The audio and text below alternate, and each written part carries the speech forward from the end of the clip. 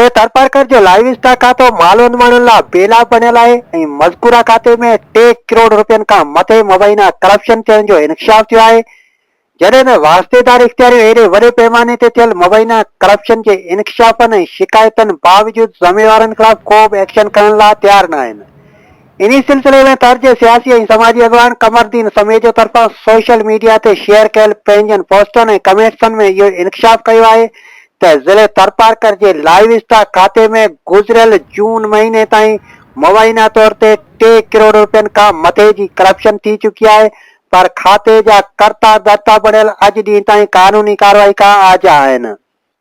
कमरुद्दीन समेत जो मुजिब लाइव स्टॉक खाते जे डिप्टी डायरेक्टर गोवर्धन नाई सियासी आशीर्वाद सां एपीपी प्रोजेक्ट जा 1 करोड़ 23 लख रुपया मुबैना तौर ते हड़प कया आहिनि,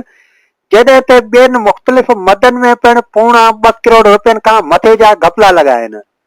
कमरुद्दीन मुजिब हिकिड़नि मदनि में 96,20,962 रुपया,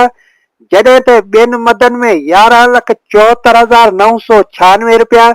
हिकिड़नि मदनि में 1,96,900 रुपया, जॾहिं त ॿियनि मदनि में 10,73,784 रुपया, हिकिड़नि मदनि में 25,250 रुपया, जॾहिं त ॿियनि मदनि में 3,75,800 रुपया ऐं इन्ही खां अलावा हिकिड़नि ॿियनि मदनि में 29,74,954 रुपया ऐं ईअं थर जे लाइव स्टॉक खाते में लॻभॻि 3 करोड़ रुपयनि खां मथे जूं माली बेक़ाइदगियूं ऐं बेज़ाब्तगियूं थी चुकियूं आहिनि। कमर समेत जो मुजिब मज़कूरा खाते जे कर्ता धर्ता बणियल डिप्टी डायरेक्टर गोवर्धन नाई ऐं ॿियनि ख़िलाफ़ लाइव स्टॉक खाते जे सूबाई वज़ीर समेत करप्शन जे रोकथाम वारनि ॿियनि इदारनि खे सबूतनि समेत तहरीरी दरख़्वास्तूं मोकिलियूं आहिनि,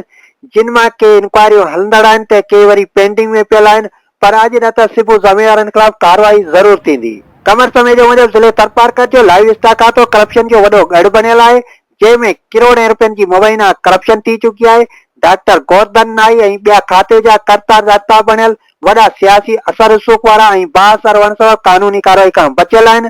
तंहिं करे मुंहिंजी वज़ीर आला सिंध ऐं लाइव स्टॉक खाते जे सूबाई वज़ीर समेत नैब ऐं एंटी करप्शन इख़्तियारनि खे अपील आहे त ज़िले तरपारकर में कर्ता धर्ता बणियल डॉक्टर गोवर्धन नाई समेत ॿिए करप्ट अमले ख़िलाफ़ हिकदमि कानूनी कार्रवाई करे इंसाफ़ जूं घुर्जूं पूरियूं कयूं वञनि, जीअं मालवंत माण्हुनि खे को लाभ हासिल थी सघे।